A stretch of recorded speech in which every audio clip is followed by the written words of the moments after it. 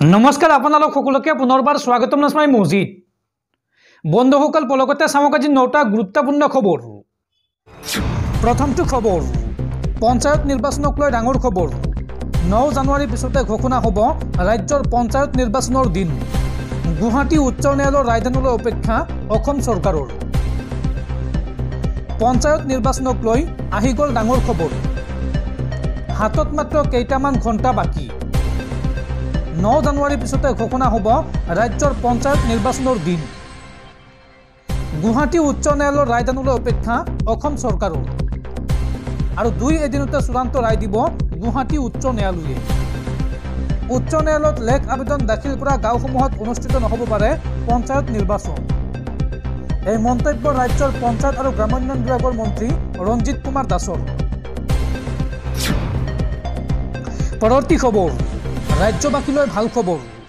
ৰাজ্যত পুনৰ নতুনকৈ দিয়া হ'ব 50,000 চৰকাৰী ঘৰ। 9 জানুৱাৰীত ৰাজ্যৰ 50,000 লোকক নতুনকৈ দিয়া হ'ব চৰকাৰী ঘৰ। এই বৃহৎ ঘোষণা চৰকাৰৰ।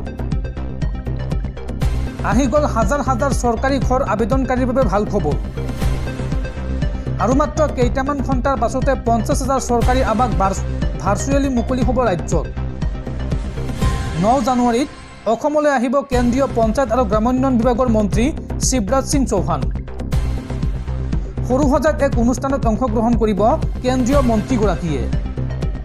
আৰু ৰাজ্যৰ 50,000 চৰকাৰী আৱাস ভাৰ্চুৱেলি মুকলি কৰিব মন্ত্ৰীগৰাকীয়ে। আৰু 40,000 ঘৰৰ নিৰ্মাণ কাৰ্য চলি আছে বৰ্তমান ৰাজ্যত।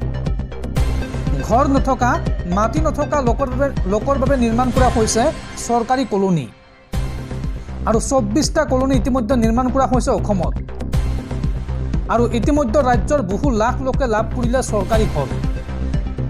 আৰু শীঘ্ৰেই নতুন নিয়মেৰে দেশত 1 কোটি ঘৰ দিয়াৰ ব্যৱস্থা হাতত লৈছে চৰকাৰে। অসমৰ 7 লাখ লোকে অতি শীঘ্ৰেই পাব চৰকাৰী ঘৰ। মুখ্যমন্ত্ৰী আৱাস যোজনাৰ অধীনত ঘৰ দিয়াৰ ব্যৱস্থা কৰা হ'ব ৰাজ্যত। এই বৃহৎ ঘোষণা কৰিছে অসম চৰকাৰে। পৰৱৰ্তী খবৰ ৰাজ্যত হাৰ কঁপোৱা ঠাণ্ডাৰ মাজতে ৰাজ্যৰ ভিন্ন প্ৰান্তত ধাৰাসাৰ বৰষুণ। উজনি অসমৰ বহু স্থানত শিল বৰষুণ দেখিবলৈ পোৱা গৈছে। আৰু তাৰ মাজতে বতৰ বিজ্ঞান কেন্দ্ৰৰ আগজাননী আগন্তুক 4 দিনলৈ ৰাজ্যত হ'ব পাৰে মুখলধাৰ বৰষুণ।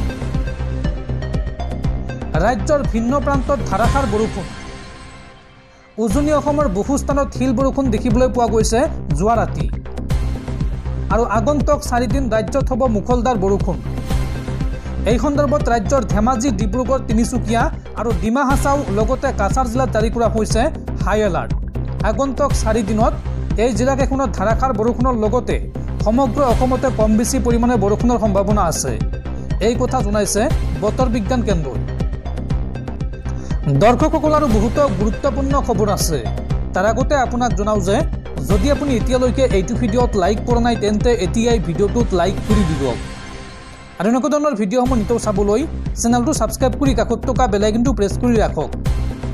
পৰৱৰ্তী খবৰ বিশ্বকোপাই যোৱা ভয়ংকৰ ভূমিকম্পত তছনছ হাজাৰ হাজাৰ বাসগৃহ। মঙলবাৰে পুৱাই অহা 7.1 ৰিক্টাৰ স্কেলৰ ভূমিকম্পত মৃত্যুৰ কিৰিলি। 100 ঘৰ পাৰ কৰিলে মৃত্যু হোৱা লোকৰ সংখ্যাই। মৃতকৰ সংখ্যা আৰু অধিক বৃদ্ধি পোৱাৰ সম্ভাৱনা। ভয়ংকৰ ভূমিকম্পত তছনছ হৈ গ'ল হাজাৰ হাজাৰ বাসগৃহ। মঙলবাৰে পুৱাই অহা 7.1 ৰিক্টাৰ স্কেলৰ ভূমিকম্পত মৃত্যুৰ কিৰিলি। 100 ঘৰ পাৰ কৰিলে তিব্বতত মৃত্যু হোৱা লোকৰ সংখ্যাই। ভূমিকম্পৰ পিছতে আহিছিল কেইবাটাও আফটাৰ শ্বক। চীনা সংবাদ মাধ্যমৰ মতে 106 জনলৈ বৃদ্ধি পাইছে মৃতকৰ সংখ্যা। মৃতকৰ সংখ্যা আৰু অধিক বৃদ্ধি পোৱাৰ সম্ভাৱনা আছে। আৰু 174 জন লোক আহত হৈছে এই ভয়ংকৰ ভূমিকম্পত।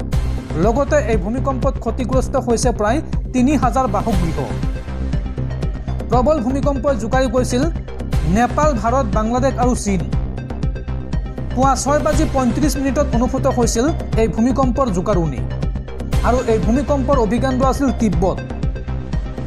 নেপালৰ লগতে এই ভূমিকম্পই জোকাৰি গৈছিল দিল্লী, বিহাৰ, কলকাতা, অসম। পৰৱৰ্তী খবৰ অসম লোকসেৱা আয়োগ চমুকৈ APSCৰ অধ্যক্ষ নিযুক্তি। অৱসৰপ্ৰাপ্ত IPS বিষয়া দেৱৰাজ উপাধ্যায়ক APSCৰ অধ্যক্ষ হিচাপে নিযুক্তি দিয়া হৈছে। লগতে জ্যেষ্ঠ IAS বিষয়া ভাস্কৰ ফুকনক APSCৰ সদস্য হিচাপে নিযুক্তি দিয়া হৈছে আৰু লগতে ACS বিষয়া মৃগেশ নাৰায়ণ বৰুৱাক APSCৰ সদস্য হিচাপে নিযুক্তি দিয়া হৈছে। পৰৱৰ্তী খবৰ, ONGCৰ তৈলখাদত পুনৰ ভয়ংকৰ অগ্নিকাণ্ড। তিতাবৰৰ বৰফলাৰ তৈলখাদত অগ্নিকাণ্ডৰ ঘটনা সংঘটিত হৈছে। কলা ধোঁৱাই আৱৰি ধৰিছে সমগ্ৰ অঞ্চল আৰু এই ভয়ংকৰ ঘটনাত অগ্নিদগ্ধ হৈ মৃত্যু হৈছে ONGCৰ এগৰাকী কৰ্মচাৰী। নিহত কৰ্মচাৰীজন কলকাতাৰ ৰাহুল দত্ত আৰু এই ঘটনাটোৱে অঞ্চলজুৰি সৃষ্টি কৰিছে আতংকৰ। ঘটনাক গাপ দিয়াৰ চেষ্টা ONGC কৰ্তৃপক্ষৰ। পৰৱৰ্তী খবৰ, ঘোষণা কৰা হ'ল দিল্লী বিধানসভা নিৰ্বাচনৰ দিন। 5 ফেব্ৰুৱাৰীত দিল্লী বিধানসভা নিৰ্বাচনৰ ভোটগ্ৰহণ অনুষ্ঠিত হ'ব আৰু 8 ফেব্ৰুৱাৰীত হ'ব ভোট গণনা। ৰাজ্যখনৰ 70টা সমষ্টিৰ বাবে এইবাৰ অনুষ্ঠিত হ'ব নিৰ্বাচন আৰু দিল্লীত এইবাৰ মুঠ ভোটাৰৰ সংখ্যা হৈছে 1.55 কোটি। ভাৰতীয় নিৰ্বাচন আয়োগে প্ৰকাশ কৰিছে এই তথ্য। পৰৱৰ্তী খবৰ, ৰাজ্যৰ গাহৰি প্ৰেমীলৈ বেয়া খবৰ। গাহৰি মাংস খাই ভাল পোৱা সকললৈ দুখবৰ। ৰাজ্যত দুগুণ পৰ্যন্ত দাম বৃদ্ধি পাব গাহৰিৰ মাংসৰ। 1 ফেব্ৰুৱাৰীৰ পৰা ৰাজ্যত বৃদ্ধি পাব গাহৰি মাংসৰ দাম। গাহৰি মাংস খাই ভাল পোৱা সকললৈ দুখবৰ। অধিক দামত ক্ৰয় কৰিব লাগিব গাহৰি মাংস। অচিৰেই দাম বৃদ্ধি পাব গাহৰিৰ মাংসৰ। প্ৰতি কেজি গাহৰি মাংসৰ দাম হ'ব পাৰে 800 টকা পৰ্যন্ত। GMCৰ সৈতে এই সন্দৰ্ভত পাইকাৰী খুচুৰা গাহৰি মাংস ব্যৱসায়ী সন্থাৰ বৈঠক আৰু 1 ফেব্ৰুৱাৰীৰ পৰা গুৱাহাটীত গাহৰি মাংসৰ দাম বৃদ্ধিৰ সম্ভাৱনা আছে। গুৱাহাটীত বিক্ৰী কৰা গাহৰি কাটিব লাগিব পশুধন নিগম চৌহদত থকা পৰ্ক লটাছ হাউচত। পাঞ্জাবাৰীত থকা পশুধন নিগম চৌহদত থকা পৰ্ক লটাছ হাউচত কাটিব লাগিব গাহৰি আৰু প্ৰতিটো গাহৰি কটাৰ বাবদ দিব লাগিব প্ৰায় 1200 টকাকৈ। আৰু ইয়াৰ প্ৰতি লক্ষ্য ৰাখিয়েই গাহৰি মাংসৰ দাম বৃদ্ধিৰ সিদ্ধান্ত ব্যৱসায়ী সন্থাৰ আৰু ইয়াৰ পোনপটীয়া প্ৰভাৱ পৰিব সাধাৰণ গ্ৰাহকসকলৰ ওপৰত। পৰৱৰ্তী খবৰ, নিজাম পৰিল খানাপাৰাৰ অসম পশু চিকিৎসা বিজ্ঞান মহাবিদ্যালয়ৰ খেলপথাৰ। সামৰণি পৰিল অসম গ্ৰন্থমেলা আৰু অসম গ্ৰন্থমেলাত বিগত 12 দিনত বিক্ৰী হ'ল প্ৰায় 7 কোটি টকাৰ গ্ৰন্থ। পৰৱৰ্তী খবৰ, ৰাজ্য কঁপাই যোৱা উমৰাংচৰ কয়লাখনিত উদ্ধাৰ অভিযান স্থগিত। উমৰাংচৰ উদ্ধাৰ অভিযানৰ মাজতে বতৰৰ বিঘিনি। উমৰাংচত হঠাৎ বৰষুণ আৰম্ভ, যাৰ বাবে ব্যাহত হৈছে উদ্ধাৰ অভিযান। বৰ্তমান ঘটনাস্থলী ত্যাগ কৰিছে উদ্ধাৰকাৰী দলে। পৰৱৰ্তী খবৰ, সংবিধান ভৰিৰে মোহাৰি সমষ্টি পুনৰ নিৰ্ধাৰণ কৰিছে বিজেপিয়ে। বিজেপিৰ বিৰুদ্ধে এই ভয়ংকৰ অভিযোগ বিৰোধী দলপতি দেৱব্ৰত শইকীয়াৰ। সংবিধানক ভৰিৰে মোহাৰি সমষ্টি পুনৰ নিৰ্ধাৰণ কৰিছে বিজেপিয়ে। পঞ্চায়তসমূহ নিৰ্ধাৰণ কৰোঁতে খেলি মেলিৰ সৃষ্টি কৰিছে চৰকাৰে। মুখ্যমন্ত্ৰীয়ে নিজকে সকলো বুলি ভাবে। চৰকাৰখনে সকলৰ প্ৰতি যি সন্মান জনাব লাগে সেয়া জনোৱা নাই। সেয়া গণতন্ত্ৰৰ বাবে চূড়ান্ত আঘাত। সমষ্টি পুনৰ নিৰ্ধাৰণ আৰু পঞ্চায়ত নিৰ্বাচন সন্দৰ্ভত এই মন্তব্য বিৰোধী দলপতি দেৱব্ৰত শইকীয়াৰ। পৰৱৰ্তী খবৰ, বুলেট প্ৰুফ কৰা হ'ল অভিনেতা ছলমান খানৰ বাসগৃহ। এতিয়াৰ পৰা সম্পূৰ্ণ নিৰাপত্তাত থাকিব ছলমান খানৰ ঘৰ। শেহতীয়াকৈ কেইবাটা ভাবুকিৰ সন্মুখীন হৈছিল অভিনেতা ছলমান খান আৰু তাৰ পিছতে নিৰাপত্তাৰ দিশটো অধিক মজবুত কৰা হৈছে অভিনেতা ছলমান খানৰ। বুলেট প্ৰুফ কৰা হ'ল ছলমান খানৰ বাসগৃহ। এতিয়াৰ পৰা সম্পূৰ্ণ নিৰাপত্তাত থাকিব ছলমান খানৰ ঘৰ। গুলিয়ালেও একো ক্ষতি কৰিব নোৱাৰিব ছলমান খানৰ বাসগৃহত।